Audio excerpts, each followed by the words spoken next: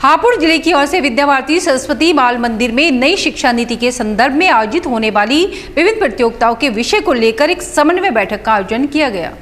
बैठक में मुख्य वक्ता के रूप में उपस्थित सरस्वती विद्या मंदिर पूर्वा महावीर मेरठ के प्रधानाचार्य श्री प्रवेश कुमार ने बताया कि नई शिक्षा नीति को लेकर आयोजित होने वाली विभिन्न प्रतियोगिताओं में अधिक से अधिक रजिस्ट्रेशन कराए जाएं ताकि विषय को अच्छे प्रकार समझा जा सके। जिला प्रमुख श्री अरविंद भाई ओझा ने बताया कि नगर के समस्त विद्यालयों में जाकर नई शिक्षा नीति के विषय में विस्तार से समझाया जाए तथा प्रतियोगिता में भाग लेने के लिए प्रोत्साहित किया जाए।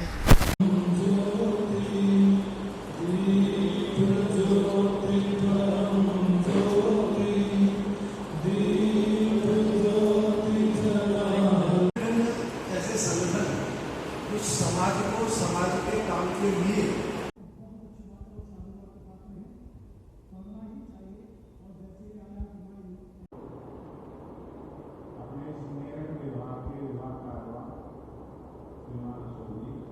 राष्ट्रीय शिक्षा नीति एक बहु प्रतीक्षित शिक्षा नीति है। 1986 में इससे पहले शिक्षा नीति आई थी, जिसमें अंतिम बार 1992 में एक संशोधन किया गया था।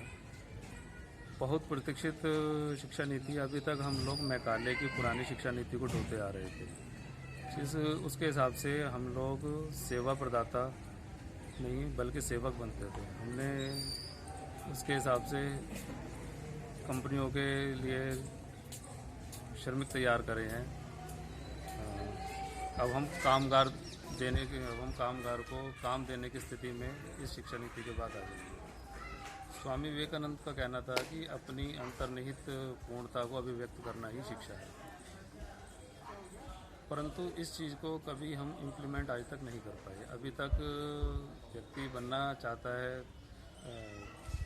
एक अच्छे सेवागार में निकलना चाहता है, एक बड़ा काम करना चाहता है, लेकिन उसको घर वाले उसको सर्विस लाइन में धकेल देते हैं। पता लगा वो केवल एक नौकरी करने वाला ही बनकर रह गया।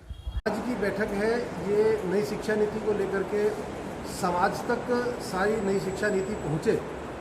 आखिर ये नई शिक्षा नीति का लाभ क्या है, ये समाज के निचले स्तर तक गांव-गांव तक लोगों को पता लगना चाहिए। इसके लिए विद्या भारती ने ऑनलाइन कुछ प्रतियोगिता के कुछ कार्यक्रमों के का व्यवस्था बनाई है। उसमें कक्षा 9 से 12 तक के और उससे ऊपर के जो विद्यार्थी हैं उनके लिए वो प्रतियोगिताएँ हैं। तो भिन्न भिन्न प्रकार की प्रतियोगिताएँ, उसका पूरा एक पाठ्यक्रम है। उसके आधार पर सब लोग उसमें शामिल हों और उनको उसमें हम मिला सकें, इस नाते से ये विषय आज इस बैठक यहाँ पर रखी है।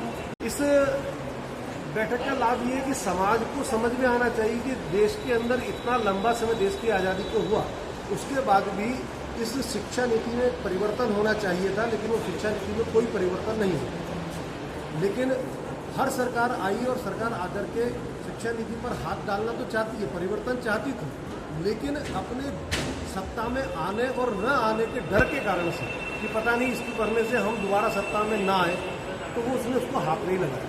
वर्तमान सरकार ने अगर इसके लिए हिम्मत की है और समाज में एक परिवर्तन करने के लिए, एक समाज को एक दिशा देने के लिए अगर काम करने का ये क्रांतिकारी आंदोलन उसने किया है, ये परिवर्तन किया है, तो हम सबकी भी ये जिम्मेवारी है कि समाज को उसके बारे में जागृत करें। अब तक क्या होता था कि जो शिक्षा नीति चली उसमें व्यक्ति का अगर समय एक बार व्यर्थ चला गया तो व्यक्ति जो पढ़ता था तो एक दिन पर उसका वर्ष निर्भर करता था।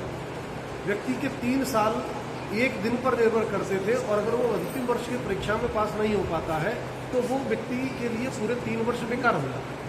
अब व्यक्ति हर वर्ष में उसको कोई न कोई एक वर्ष में प्रमाण पत्र, दूसरे वर्ष में उसको डिप्लोमा, तीसरे वर्ष में उसको डिग्री तक प्राप्त होगी। अर्थात हर वर्ष की उसकी शिक्षा उसके लिए उपयोगी है, क्योंकि व्यक्ति जीवन में जो ज्ञान प्राप्त करता है वो ज्ञान उसके अपने जीवन के लिए होता है और ज्ञान कभी नष्ट नहीं होता।